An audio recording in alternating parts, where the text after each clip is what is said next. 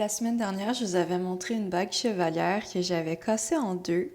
Donc cette semaine, c'est prise 2 de cette bague. J'ai recommencé du début. Donc j'ai commencé en utilisant un pochoir avec des formes ovales.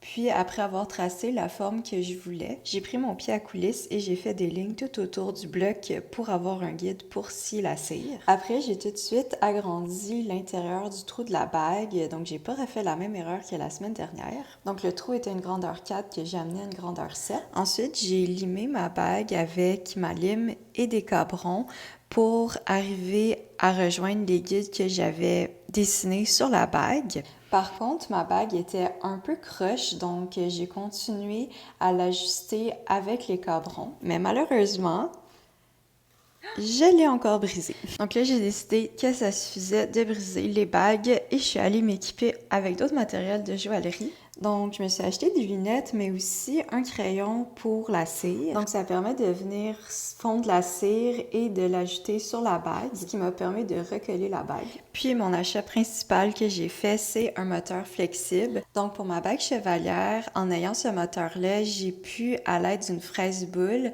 venir vider le haut de la bague chevalière pour la rendre plus légère. Donc, j'ai quand même réussi à enlever 0,3 g de la bague, ce qui est quand même considérable si je décide un jour de la faire couler en argent. Donc, si vous avez aimé cette vidéo, n'oubliez pas de vous abonner pour voir mes prochains projets.